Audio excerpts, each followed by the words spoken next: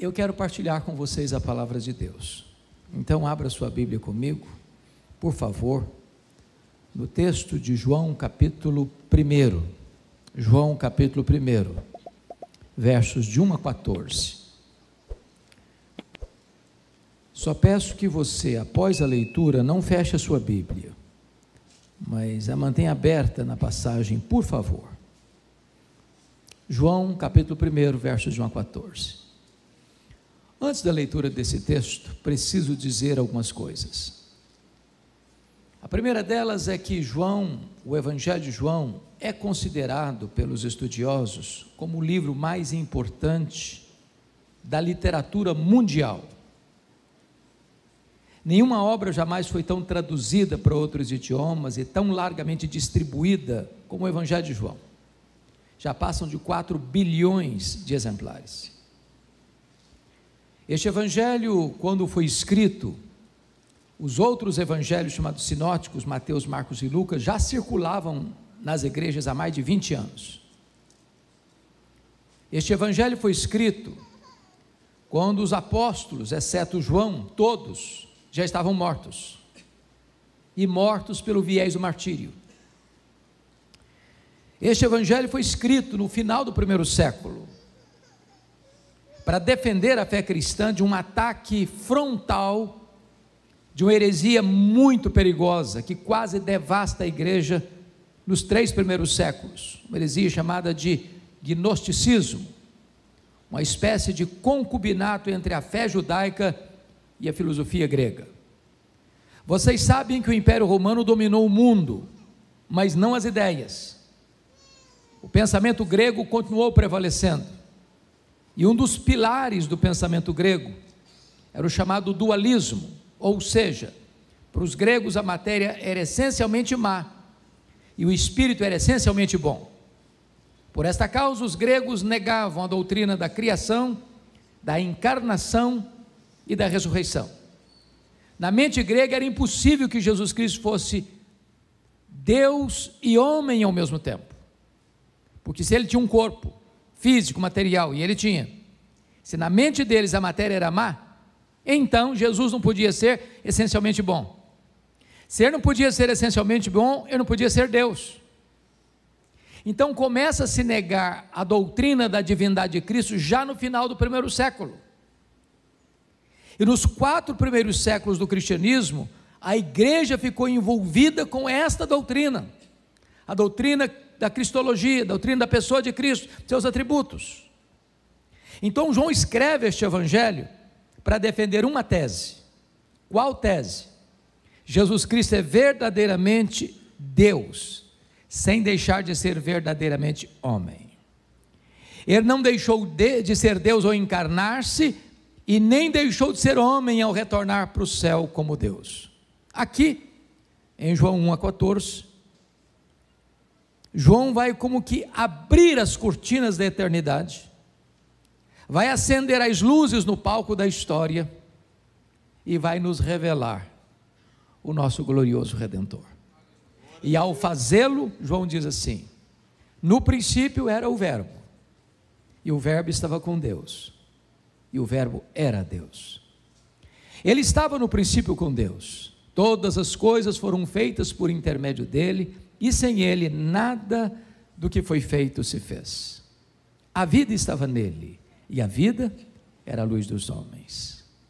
A luz resplandece nas trevas, e as trevas não prevaleceram contra ela. Houve um homem enviado por Deus, cujo nome era João.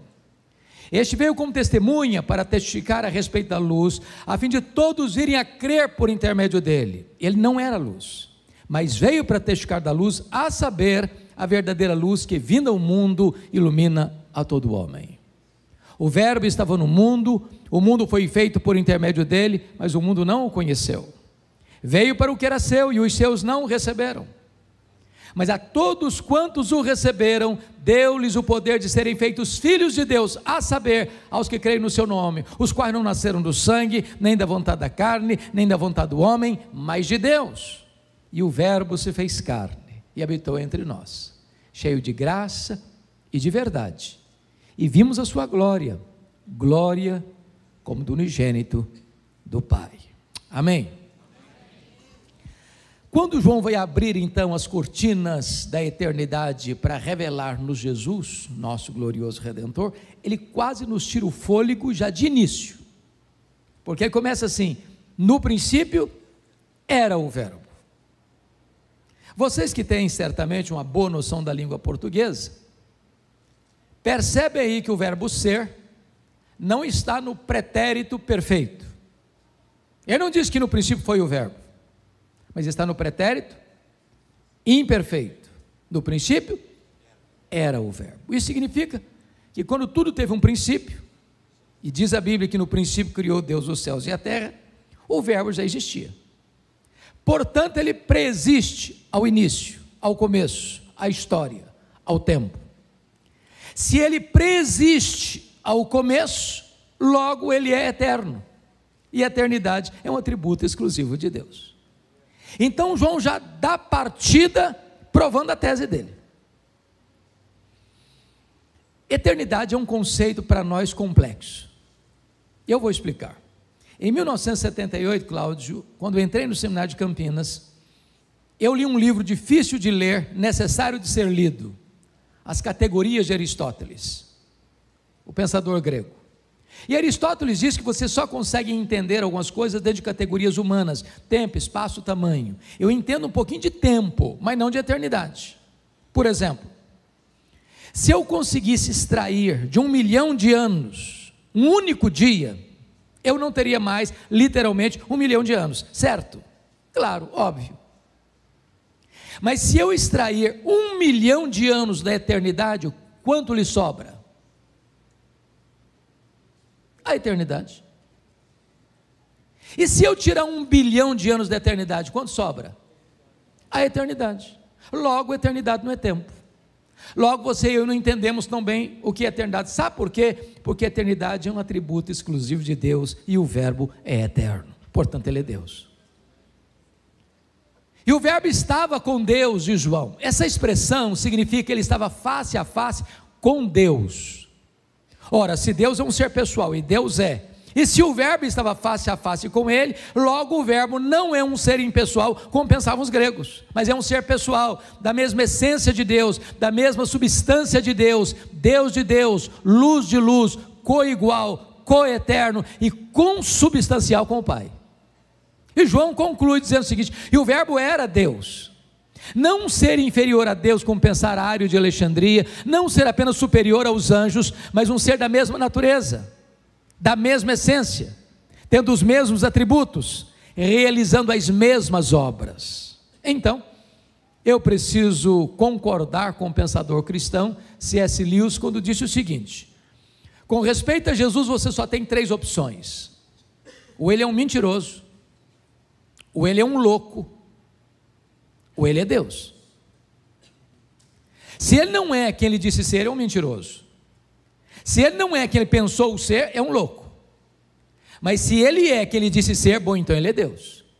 Pois foi ele quem disse: quem me vê a mim, vê o Pai. Eu e o Pai somos um. Então só nos resta fazer o que Tomé fez: curvarmos-nos aos seus pés e dizer: Senhor meu e Deus meu. Pois o verbo é eterno, o verbo é pessoal e o verbo é divino. Quando você vai para o verso 2, ele disse: ele estava no princípio com Deus. E a pergunta é: que princípio? E a resposta é: no princípio criou Deus os céus e a terra. Quando os céus e a terra foram criados, o verbo estava lá, mas não estava lá passivamente, ele estava lá ativamente, porque o verso 3 explica: todas as coisas foram feitas por intermédio dele, e sem ele nada do que foi feito se fez. Isso é espantoso, porque esse versículo coloca por terra 4 teorias muito populares ainda hoje, até nos meios acadêmicos. Por exemplo, esse texto reprova, meus irmãos, a ideia de que a matéria é eterna, como pensavam os gregos. A matéria não é eterna, eterno só Deus o é. Ele do nada tudo criou, ele chamou a existência pela palavra do seu poder as coisas que não existiam, portanto a matéria foi criada, ela não é eterna. Segundo, Esse texto reprova a ideia da teoria da geração espontânea. Não, o mundo não surgiu espontaneamente. Me perdoe da expressão, o mundo não pariu a si mesmo. O mundo não deu à luz a si mesmo. O mundo não veio à existência de moto próprio. O mundo foi chamado à existência.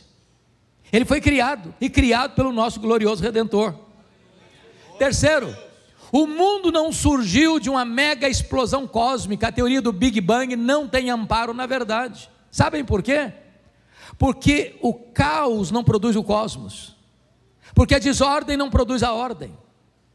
É mais fácil você crer que se você jogasse 1 bilhão de estrelas para os céus e elas caíssem como uma grande enciclopédia, do que você acreditar que uma mega explosão casual produziu esse universo tão vasto, tão insondável, com leis tão precisas, com movimentos tão harmônicos.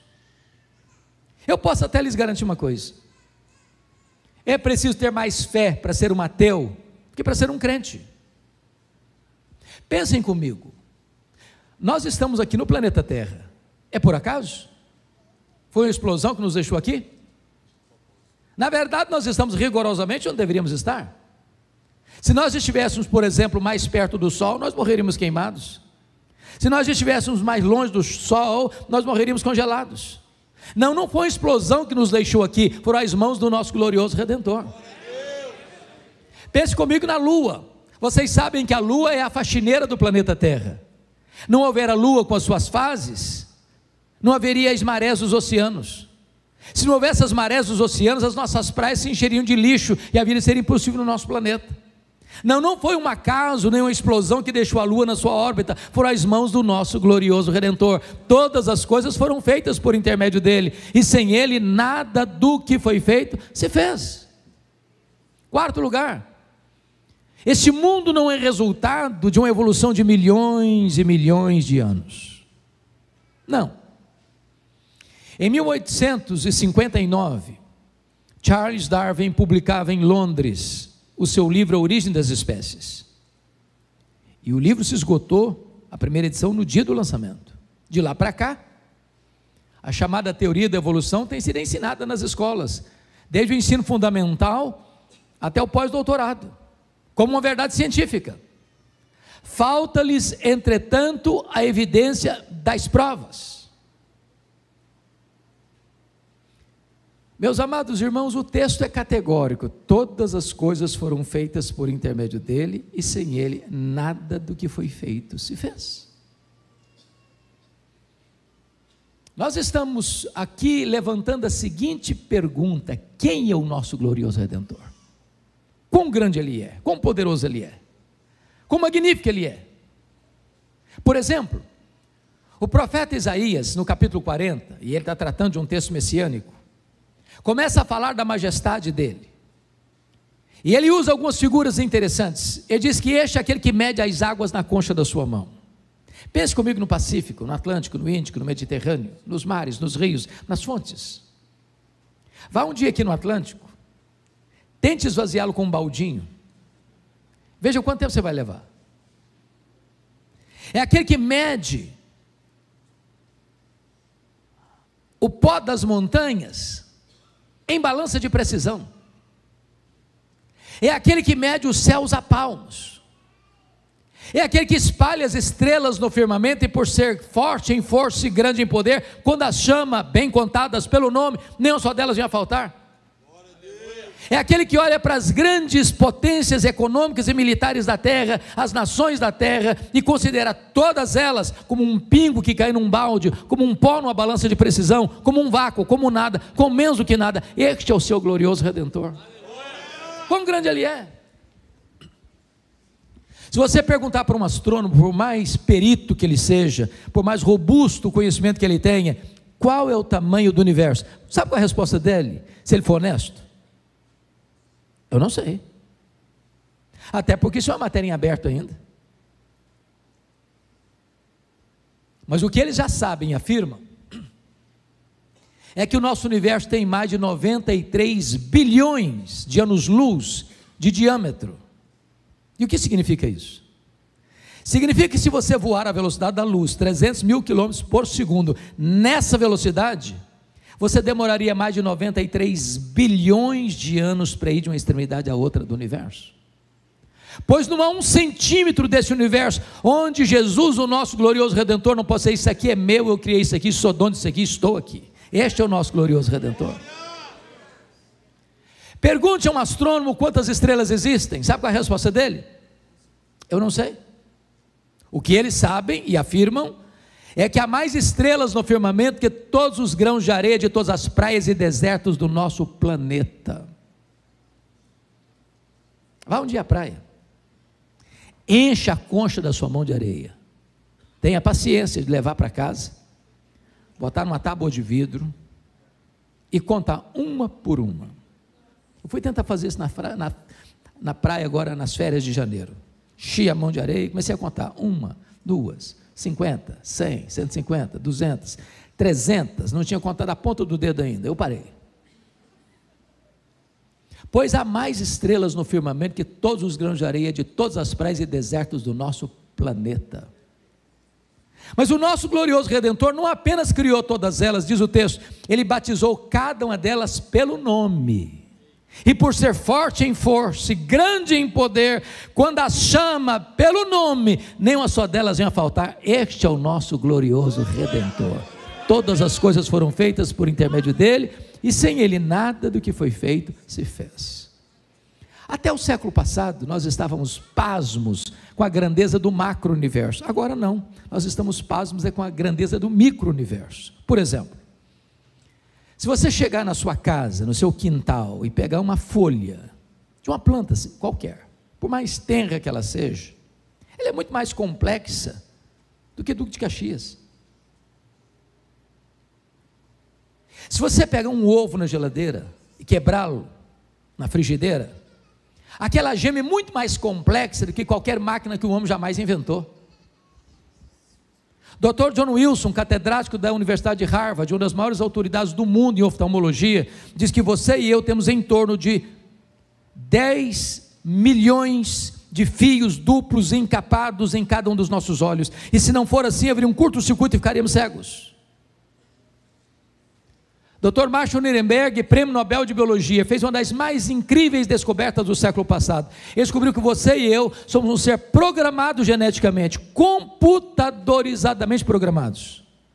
Ele descobriu que você e eu temos mais de 60 trilhões de células vivas no nosso corpo. E descobriu ainda que em cada uma dessas células você tem 1,70 m de fita DNA, ou estão gravados e computadorizados todos os seus dados genéticos, a cor da sua pele, a cor dos seus olhos, o seu temperamento. Se você espichar a fita DNA do seu corpo, você terá 102 trilhões de metros de fita DNA, você terá 102 bilhões de quilômetros de fita DNA no seu corpo, que daria para dar diversas voltas no sistema planetário. Mais tarde o Dr. Lowe vai dizer que códigos de vida não se originam espontaneamente, códigos de vida não se originam de uma evolução de milhões e milhões de anos, códigos de vida foram plantados em você pelo Deus Todo-Poderoso, Criador dos céus e da terra, e este é o nosso glorioso Redentor. Todas as coisas foram feitas por intermédio dele, e sem ele nada do que foi feito se fez. Por maior que seja a luz, e por mais trevosa que seja a treva, quando a luz chega, a treva tem que ir embora. Sabe o que significa isso? Não tem páreo para Jesus. Ninguém ameaça Jesus. Ninguém bota Jesus contra a parede. Ninguém derrota Jesus. Ele é a luz, e onde ele chega, chega a verdade. Aonde ele chega, chega a cura. Aonde ele chega, chega a libertação. Aonde ele chega, chega o perdão. Onde ele chega, chega a salvação. Ele é a luz, e ele está aqui nesta noite, poderoso para salvar, poderoso para libertar, poderoso para fazer um milagre na sua vida. Eu disse para vocês que João escreveu este evangelho para provar uma tese. Qual tese mesmo? Jesus Cristo é verdadeiramente Deus. Até aqui no verso 5, ele provou essa tese de duas maneiras. Primeiro, ele é Deus porque tem os mesmos atributos de Deus. Ele é eterno, ele é pessoal, ele é divino, ele é autoexistente. Segundo, ele é Deus porque ele realiza as mesmas obras de Deus. Ele é o Criador e ele é o doador e mantenedor da vida. Bom, se ele é isso mesmo, e ele é, então eu tenho um recado para lhe dizer, para lhe trazer. Você não pode sair daqui hoje neutro em relação a Jesus. Vou propor um paradoxo. Vale-me da obra A Ética da Decisão, quando o autor diz o seguinte: você é escravo da sua liberdade. E ele ilustra isso da seguinte maneira: você é como alguém dentro de uma canoa, rio abaixo, à beira de um abismo. Você tem que tomar uma decisão. Ou você pula da canoa e nada até a margem, ou você rema e ancora a canoa num lugar seguro, ou você finge que o abismo não existe e fica dentro da canoa até ser esmagado pela fúria das águas. Só uma coisa você não pode deixar de fazer: tomar uma decisão. Nesta noite você é escravo da sua liberdade, você precisa tomar uma decisão em relação a Jesus. Talvez você esteja pensando: bom, mas eu vim aqui hoje, até fui convidado para vir, estou até gostando de estar aqui, mas o senhor está muito enganado, eu não quero tomar decisão, eu não estou tomando decisão, eu não desejo tomar decisão, aliás, eu estou até indeciso. Preciso lhe dizer que a indecisão é uma decisão. A indecisão é a decisão de não decidir. E com respeito a Jesus é impossível. Ele diz: quem não é por mim, é contra mim, quem comigo não ajunta, espalha. É por esta causa que a partir de agora, do verso 6, João vai nos apresentar 3 decisões em relação a Jesus. Qual é a sua? A primeira delas, confira aí, está nos versículos 6 a 9. Houve um homem enviado por Deus, cujo nome era João. Este veio como testemunha para testificar a respeito da luz, a fim de todos irem a crer por intermédio dele. Ele não era luz, mas veio para testificar da luz, a saber, a verdadeira luz que vindo ao mundo ilumina todo homem. Então vamos entender isso aqui.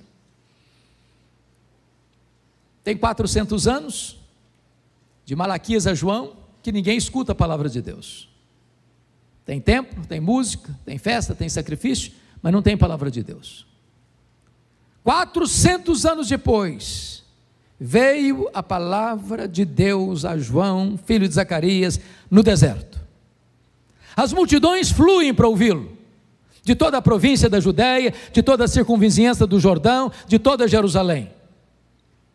E de repente ele está pregando o batismo de arrependimento para a remissão de pecados, e as multidões vêm para serem batizadas, confessando os seus pecados. E diz a Bíblia que de repente, diante daquela cena tão inusitada, de multidões fluindo para o deserto da Judéia, toda a multidão começa a cogitar algo. E a cogitação era esta: será que esse João não é o próprio Messias? E esta pergunta chega aos ouvidos de João Batista, com aquela voz aveludada do sibilo da serpente: porventura tu não és o próprio Cristo? Jogaram uma isca venenosa para cima dele, tentaram colocá-lo num pedestal, mas João Batista foi categórico e disse: não, eu não sou o Messias, eu vim preparar o caminho do Messias. Eu não sou o verbo, eu sou apenas uma voz que clama no deserto. Eu não sou a luz, eu aponto para Jesus e digo: esta é a verdadeira luz que vem do mundo, ilumina todo homem.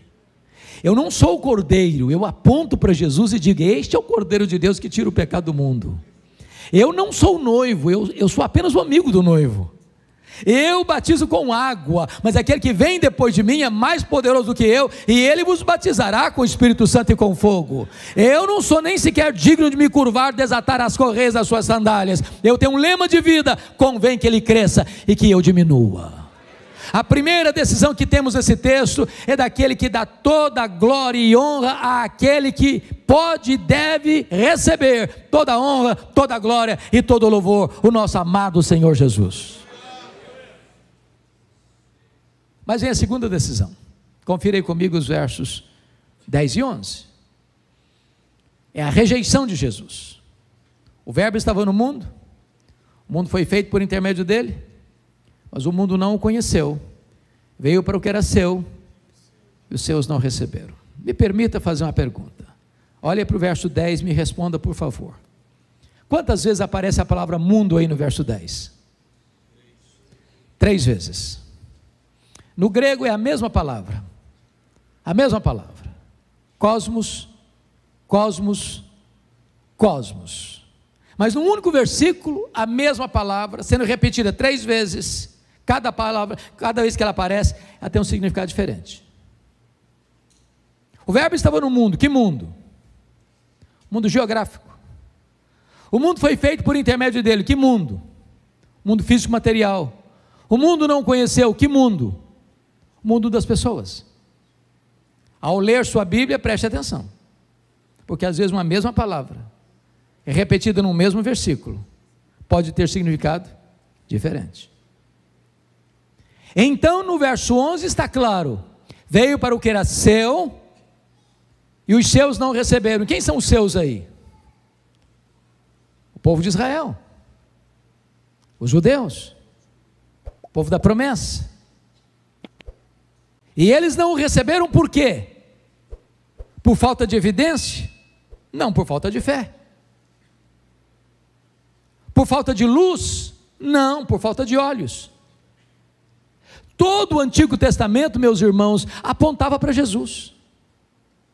Era uma sombra da realidade que é Jesus. Jesus é a semente da mulher. Jesus é representado pelo Cordeiro da Páscoa.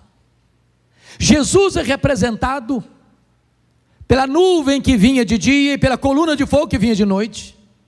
Jesus é representado pelo maná que caía do céu e pela água que brotava da rocha. Jesus é representado pelo templo de Salomão. Jesus é representado pelas festas, pelos sacrifícios. Jesus é representado pelo sábado. Tudo era sombra dele, ele a realidade. Na plenitude dos tempos ele veio, nascido de mulher, nascido sob a lei, o verbo se fez carne, e ele andou por toda parte, libertando os oprimidos do diabo. Os cegos viram, os coxos andaram, os surdos ouviram, os mudos falaram, os leprosos foram purificados, os mortos ressuscitaram, mas os seus não o receberam. O que é doloroso, e o Cláudio é testemunha disso, quando você vai a Jerusalém, você vai lá no Muro das Lamentações, e lá tem crianças, e lá tem jovens, lá tem mulheres, lá tem homens, lá tem líderes, lendo piedosamente a lei, orando fervorosamente diante do muro, aguardando ainda o Messias, que já veio há 2000 anos, em Jesus de Nazaré. Ainda a venda está colocada nos olhos deles.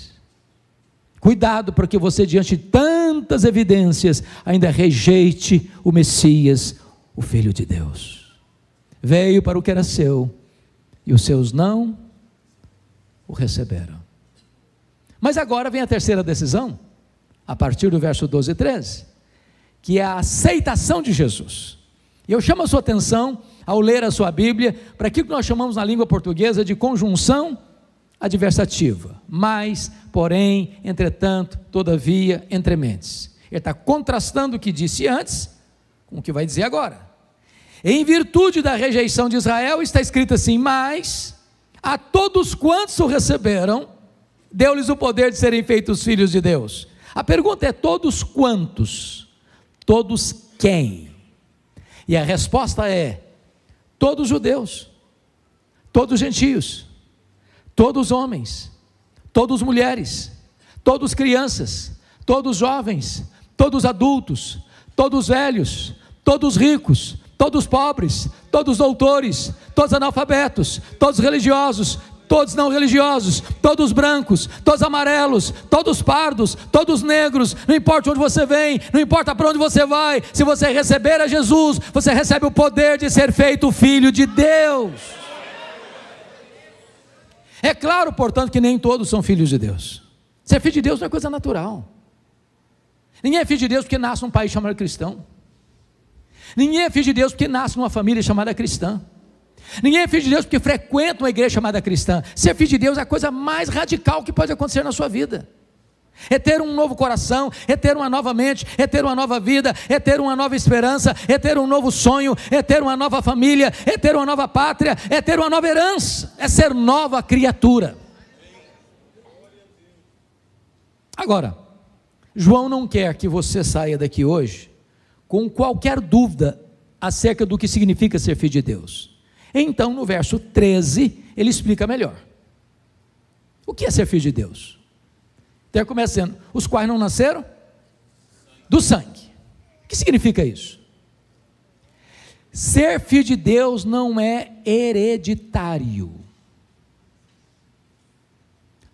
Aqui no Brasil nós temos um ditado que diz assim, filho de peixe, peixinho é. Mas não é verdade que filho de crente, crentinho é. Para ser filho de Deus tem que nascer de novo. Tem que nascer da água e do Espírito. Tem que nascer de cima, tem que nascer de Deus. Alguém pergunta assim, você é filho de Deus? Mas é claro, meu pai é o pastor da igreja, a minha mãe até dirige um círculo de oração na igreja. Gente, ser filho de pastor deve ser coisa boa, eu não sou não, mas deve ser. Ter uma mãe de oração então é um espetáculo, mas isso não faz ninguém ser filho de Deus não. Outro pergunta, você é filho de Deus? Mas é claro, eu sou assembleiano desde que nasci, eu sou presbiteriano desde o berço. Aliás, eu pertenço ao projeto Recomeçar. Isso é bom, mas não faz você filho de Deus não. Você é filho de Deus, mas é claro, eu sou um calvinista, eu sou um arminiano, ser calvinista e arminiano pode ser bom para você, mas isso não faz de você filho de Deus não. Para ser filho de Deus tem que nascer de novo.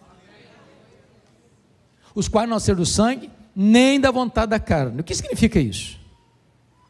Significa que nenhum de nós tem competência para nos fazermos filhos de Deus. Então vou ilustrar isso. Vocês que moram aqui no Rio de Janeiro, esse trânsito maluco, igual São Paulo também, dá um feriado, você quer ir embora, quer dar uma fugida, quer dar uma escapada, e aqui você está perto da montanha, você já começa a subir a serra. Então imagine você chegando naquele lugar, quase que edênico, as árvores frondosas, com as suas cabeleiras esvoaçando pelo vento, a relva verde farfalhante, as águas límpidas, rasgando as entranhas da terra, o passaredo a cantar, as flores mimosas, com aquelas pétalas aveludadas, exalando um doce, inebriante perfume, as borboletas esvoaçando, enchendo o ar de cores, e aquela brisa gostosa, tocando em seu rosto, e você olhando esse cenário diz, puxa vida, você quer saber de uma coisa? A partir de hoje, eu me faço filho de Deus. Bonito, não? Mas impossível. Só Deus pode fazer de você seu filho. Condição que ele exige? Uma só. A todos quantos receberam Jesus, deu-lhes Deus o poder de serem feitos filhos de Deus. A salvação não está nem na sua mão, nem na minha mão, nem na mão da igreja. A salvação está na mão de Deus. Ele dá esse presente a todos quantos recebem o seu filho. Terceira resposta, os quais não nasceram do sangue, nem da vontade da carne, nem da vontade do homem. Sabe o que significa isso? Nenhum ser humano tem competência e poder para tornar você filho de Deus. Nenhum de nós pode dizer para você assim, seja filho de Deus. Nem os patriarcas, nem os profetas, nem os apóstolos, nem os pais da igreja, nem os reformadores, nem os avivalistas, nem o Papa, nem Pedro, nem Paulo, nem Maria, nem o pastor, nem o bispo, nem o missionário, nenhum de nós tem essa competência de dizer, seja filho de Deus. Só o próprio Deus pode fazer esse milagre. Só Ele pode dar esse grande privilégio de você fazer parte da família de Deus. E não é aquilo que você faz para Deus, não é pelas obras, não é pelo mérito, não é pelo ritualismo, não é pelo sacrifício pessoal, é presente dEle, é graça dEle, é dádiva dEle, é oferta dEle, para todos aqueles que creem no Senhor Jesus Cristo, como seu Salvador e como seu Senhor. Bom, dito isto, João agora vai nos levar para a conclusão do versículo 14, e Atanásio, Cláudio, que foi o grande campeão da ortodoxia no primeiro concílio geral da igreja, em 325 em Nicéia, enfrentando as teses heréticas de Ário, que negava a divindade de Cristo, fincou um pilar da ortodoxia cristã no concílio de Nicéia, mostrando que Jesus é Deus de Deus, luz de luz, coigual, coeterno e consubstancial com o Pai. E ele escreveu um livro que está traduzido em português, sobre a encarnação, explicando esse versículo 14. E ele vai dizer para nós que a encarnação é o maior mistério do cristianismo, e de fato é, se não vejamos. O que está escrito aí? E o verbo se fez carne. A pergunta é: que verbo? Que verbo? E a resposta é: o verbo eterno, pessoal, divino, autoexistente, criador, doador da vida, a verdadeira luz. O verbo que é Deus, autoexistente, infinito, imenso, eterno, imutável, onipotente, onipresente, onisciente, transcendente, soberano, que nem os céus dos céus pode contê-lo. E agora diz Paulo que ele a si mesmo se esvaziou. Ele não foi esvaziado, ele a si mesmo se esvaziou. Às vezes, esvaziou-se até quando? Agora pense comigo, sendo ele transcendente, ele vai se esvaziando, se esvaziando, se esvaziando, se esvaziando, se esvaziando, se esvaziando, a ponto de se transformar um zigoto, um embrião, um feto. Um bebê que nasce de uma virgem, é enfaixado em panos e deitado num coxo de animal comer, uma manjedoura, mangiare.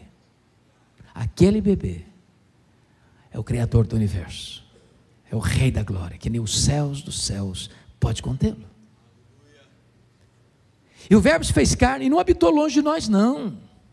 Ele habitou entre nós, ele vestiu pele humana, ele calçou as sandálias da humildade, ele pisou o nosso chão, ele comeu o nosso pão, ele bebeu a nossa água, ele chorou a nossa lágrima, ele sentiu a nossa dor, ele carregou sobre o seu corpo os nossos pecados, ele morreu na cruz pelos nossos pecados, ele foi sepultado e ele ressuscitou gloriosamente, arrancando o aguilhão da morte, matando a morte, inaugurando a imortalidade. Ele voltou para o céu, ele está à destra de Deus, ele vai voltar pessoalmente, visivelmente, audivelmente, repentinamente, inesperadamente, gloriosamente, para buscar a sua igreja. Mas veja como ele se manifestou, não cheio de justiça e juízo, ele nos fulminaria. Se ele viesse cheio de justiça e juízo, ele nos fulminaria. Sabe por quê? A Bíblia diz que o melhor de nós, sabe o que é aos olhos dele? Trapos de imundícia. É constrangedor dizer isso, mas eu vou dizer. Sabe o que significa trapo de imundícia no hebraico? É a palavra usada para o absorvente feminino, que ela usa, enrola num plástico e joga no lixo. O melhor de nós é isso. E o pior de nós, o que seria? Então, baixa a bola. Para baixar a bola. Então ele não vem cheio de justiça e juízo, não, ele vem cheio de graça. Ele nos apanha arruinados, ele nos apanha sujos, ele nos apanha contaminados, ele nos apanha depravados, ele nos apanha condenados, ele nos apanha mortos nos nossos delitos e pecados, e ele nos deu vida, e ele nos limpou, e ele nos lavou, e ele nos transformou, e ele nos restaurou, e ele nos salvou, e ele nos fez assentar com ele nas regiões celestes, acima de todo principado e potestade. Louvado seja o Senhor.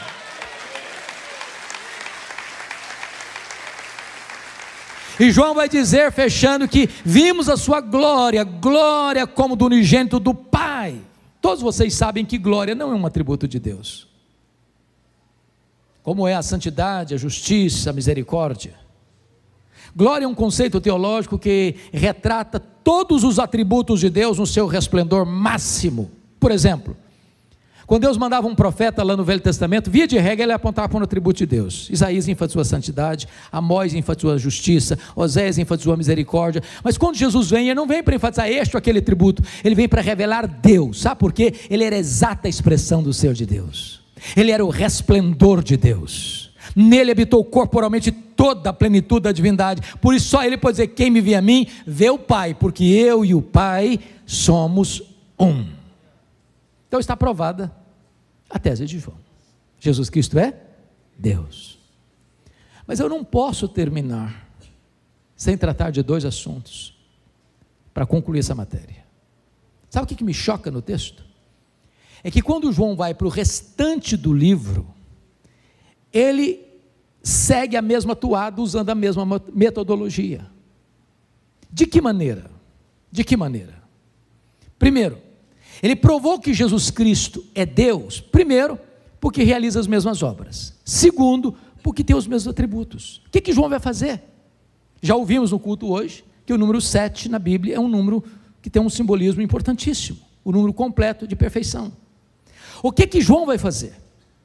Ele vai concluir o evangelho dele afirmando que se todos os sinais que Jesus Cristo tinha operado fossem registrados numa linguagem hiperbólica, no mundo inteiro não caberiam os livros. Então o que ele vai fazer? Selecionar dos muitos 7 milagres, para provar uma coisa: se ele faz as obras de Deus, logo ele é Deus. Primeiro milagre, capítulo 2, ele transforma água em vinho. Segundo milagre, capítulo 4, ele cura o filho do oficial. Terceiro milagre, capítulo 5, ele cura o paralítico de Betesda. Quarto milagre, capítulo 6, ele multiplica pães e peixes. Quinto milagre, capítulo 6, ele anda sobre o mar. Sexto milagre, capítulo 9, ele cura o cego de nascença. Sétimo milagre, capítulo 11, ele ressuscita Lázaro. Se ele faz as obras de Deus, logo ele é Deus. Está aprovada a tese de João. Mas ele adota também o mesmo método no livro todo, mostrando que ele é Deus, porque tem os mesmos atributos de Deus. Sabe o que João vai fazer? Ele vai selecionar uma declaração de Jesus, João 8,58. Antes que Abraão existisse, eu sou. Eu sou é o grande nome de Deus revelado a Moisés no Sinai. De onde vem a nossa palavra Javé, ou a palavra Iavé. Se você ler numa versão Iavé e noutra Javé, não fica triste não houve erro nenhum não, é porque no hebraico a letra J e a letra I é a mesma letra no hebraico. De onde vem a nossa palavra mais conhecida, Jeová? Jeová é uma composição de dois nomes de Deus. Você pega as consoantes de Javé com as vogais de Adonai e forma o nome Jeová, pois Jesus é o Jeová do Velho Testamento. O que João vai fazer? Selecionar 7 declarações de Jesus, eu sou, para provar que se ele tem os mesmos atributos de Deus, então ele é Deus. Primeira declaração, João 6,35, eu sou o pão da vida. Segunda declaração, João 8,12, eu sou a luz do mundo. Terceira declaração, João 10,9, eu sou a porta. Quarta declaração, João 10,11, eu sou o bom pastor. Quinta declaração, João 11,25, eu sou a ressurreição e a vida. Sexta declaração, João 14,6, eu sou o caminho e a verdade e a vida. Sétima declaração, João 15,1, eu sou a videira verdadeira. Se ele tem os mesmos atributos de Deus, então ele é Deus. Está provada a tese de João.